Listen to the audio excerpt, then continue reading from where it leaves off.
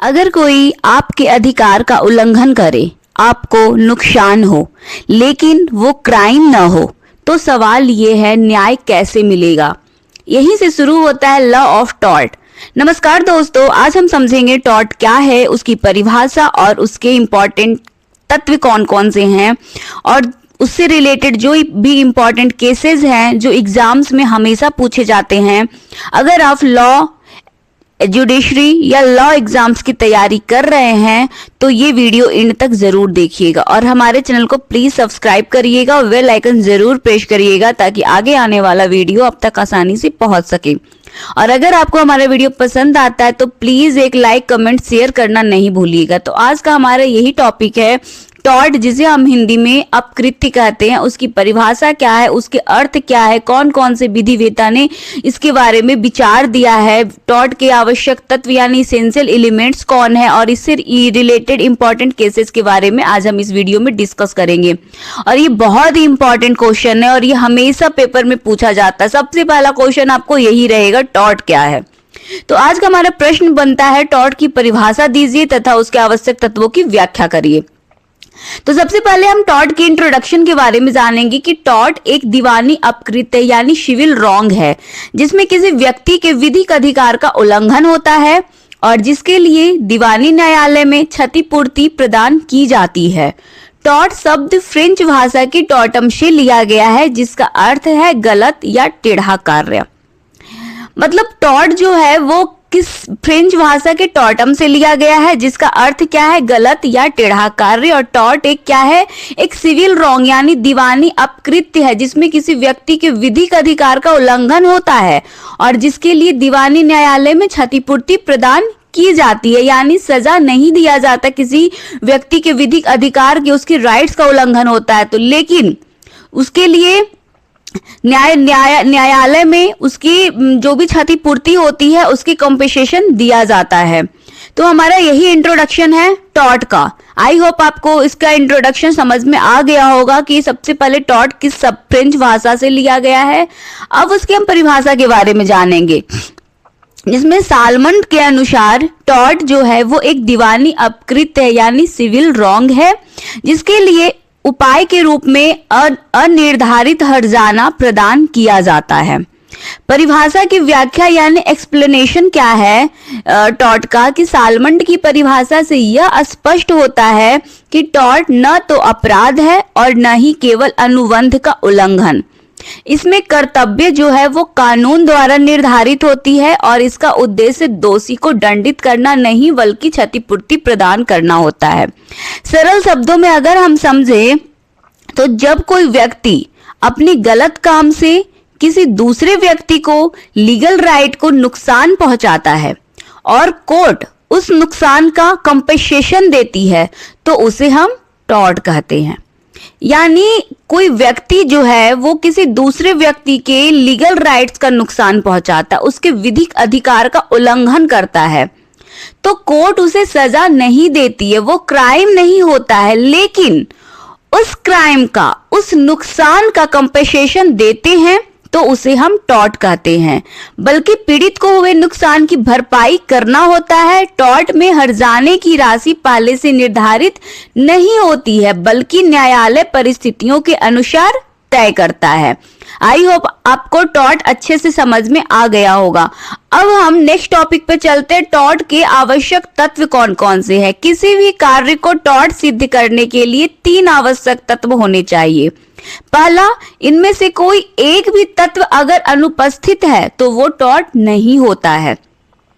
यानी टॉर्ट होने के लिए, सिद्ध होने के लिए 3 इसेंशियल एलिमेंट्स होते हैं और उसका होना बहुत जरूरी है। अगर एक भी एलिमेंट्स एब्सेंट होता है तो वो टॉर्ट नहीं कहलाएगा, यानी वो अपकृत्य नहीं कहलाएगा। आई होप आपको ये समझ में आ रहा होगा टॉर्ट क्या है। मैं बहुत ही अच्छे से समझाने की कोशिश कर रही हूँ ताकि आप अच्छे से एग्जाम में लिख सके। मतलब टॉर्ट जो है वो कोई व्यक्ति अपने गलत काम से किसी दूसरे व्यक्ति को लीगल राइट्स का नुकसान पहुंचाता है और कोर्ट उस नुकसान का कंपेंसेशन देती है, तो उसे टॉर्ट कहते हैं। अब उसके एसेंशियल एलिमेंट्स, जिसमें पहला एलिमेंट है गलत कार्य या उपेक्षा, जिसमें रॉन्गफुल एक्ट और ओमिशन कहते हैं। दूसरा है विधिक अधिकार का उल्लंघन। तीसरा है विधिक क्षति या प्रतिकार। इसे हम डिटेल में जानेंगे कि गलत कार्य उपेक्षा क्या है। जब कोई व्यक्ति ऐसा कार्य करता है जो कानून द्वारा निषिद्ध हो या ऐसा कार्य नहीं करता जिसे कानून द्वारा करना अनिवार्य हो, यानी कोई व्यक्ति जो है वो ऐसा काम कर दिया है जो कानून द्वारा निषिद्ध है, मतलब कानून का उल्लंघन है, या ऐसा कार्य नहीं करता है जो कानून द्वारा अनिवार्य है, मतलब कानून में ये कार्य करना अनिवार्य है और वह व्यक्ति वह काम नहीं करता है बल्कि ऐसा काम करता है जो कानून द्वारा निषिद्ध माना गया है, तो उसे हम गलत कार्य या उपेक्षा कहते हैं, जिसे रॉन्गफुल एक्ट या ओमिशन कहा जाता है। टॉर्ट केवल एक्ट से ही नहीं बल्कि ओमिशन यानी लापरवाही से भी बन सकता है। उदाहरण अगर हम समझे तो लापरवाही से वाहन चलाना, फैक्ट्री में सुरक्षा उपाय न करना, तो ये सब है ओमिशन यानी लापरवाही से किया गया कार्य। इसमें इंपॉर्टेंट केस था grant versus Australian knitting mills, जो 1936 का केस था। इस मामले में खराब ऊनी अंडरवियर पहनने से व्यक्ति को त्वचा रोग हो गया। न्यायालय ने माना कि निर्माता ने सावधानी बरतने के कर्तव्य का उल्लंघन किया है, इसलिए यह टॉर्ट ऑफ नेग्लिजेंस है। ये बहुत इंपॉर्टेंट केस है और अगर आप इसको डिस्क्राइब करिएगा तो केस लिखना मत भूलिएगा। इस केस में क्या हुआ था, खराब ऊनी का अंडरवियर बनाया गया और उस अंडरवियर को किसी ग्राहक ने पहना तो उसे त्वचा रोग हो गया। न्यायालय ने कहा कि निर्माता की सावधानी बरतने के कर्तव्य का उल्लंघन है, मतलब निर्माता ने अपने कर्तव्य का सही तरीके से पालन नहीं किया, अपने कर्तव्य का उल्लंघन किया है, इसलिए यह नेग्लिजेंस के रूप में माना जाएगा। दूसरा हमारा विधिक अधिकार का उल्लंघन। टॉर्ट बनने के लिए यह आवश्यक है कि पीड़ित व्यक्ति के लीगल राइट्स का उल्लंघन हुआ हो। केवल नैतिक या सामाजिक अधिकार का उल्लंघन पर्याप्त नहीं है, यानी टॉर्ट होने के लिए पीड़ित व्यक्ति के लीगल राइट्स यानी विधिक अधिकार का उल्लंघन हुआ हो। केवल सामाजिक अधिकार या नैतिक अधिकार का उल्लंघन पर्याप्त नहीं है। कानून केवल लीगल राइट्स की रक्षा करता है। इसमें एक महत्वपूर्ण सिद्धांत है इंजुरियस एंड डैमनम, जिसमें विधिक अधिकार का उल्लंघन भले ही वास्तविक क्षति न हुई हो, यानी उसके लीगल राइट्स का उल्लंघन हुआ है लेकिन उसकी रियल जो क्षति है वो नुकसान नहीं हुआ है। तो इस सिद्धांत का यही है इंजुरियस एंड डैमनम। ये सब सिद्धांत लिखना मत भूलिएगा। मैं ये सब जो 3 सिद्धांत हैं टॉर्ट में उसको मैं अच्छे से एक्सप्लेन कर दूंगी नेक्स्ट वीडियो में, तो आपको अच्छे से समझ में आ जाएगा कि ये सब सिद्धांत क्या है। और पेपर में सिद्धांत जरूर आता है। ये जब जो सिद्धांत टॉर्ट में आ रहे हैं इस सिद्धांत को डिस्क्राइब करने के लिए जरूर आता है शॉर्ट्स क्वेश्चन में। विधिक अधिकार के उल्लंघन में केस है हमारा अस्वे वर्सेस वीट का केस, जो 17(3) का केस है और ये बहुत इंपॉर्टेंट केस है। वादी को मतदान के अधिकार से वंचित कर दिया गया, कोई आर्थिक नुकसान नहीं हुआ, फिर भी न्यायालय ने कहा कि लीगल राइट का उल्लंघन हुआ है, इसलिए यह टॉर्ट है।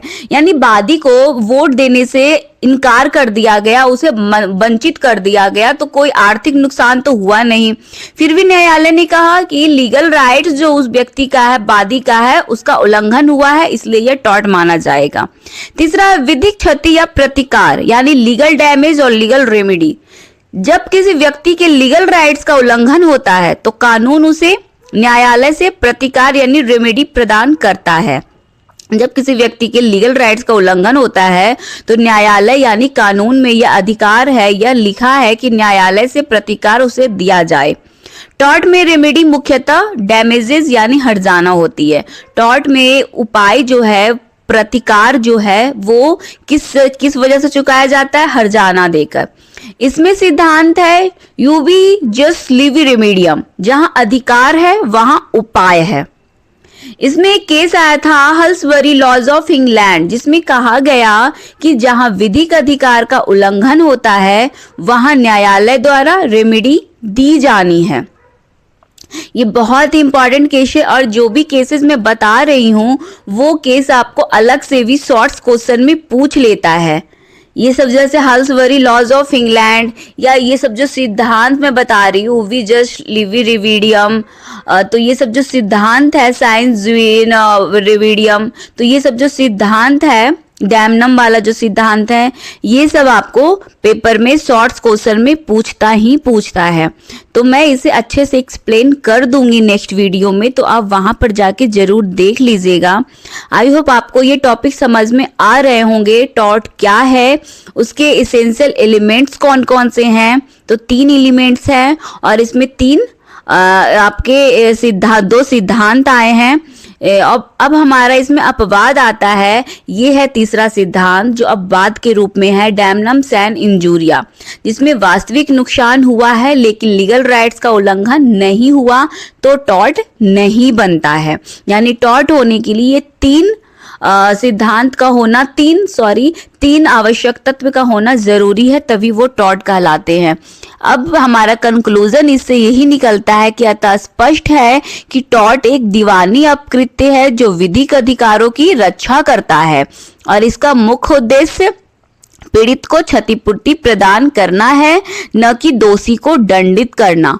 टॉर्ट का जो सिद्धांत है वो सामाजिक न्याय और विधिक सुरक्षा का महत्वपूर्ण आधार है।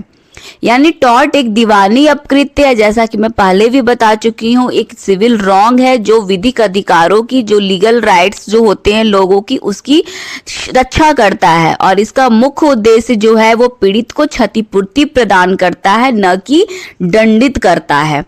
टॉर्ट का सामाजिक सिद्धांत न्याय और विधिक सुरक्षा का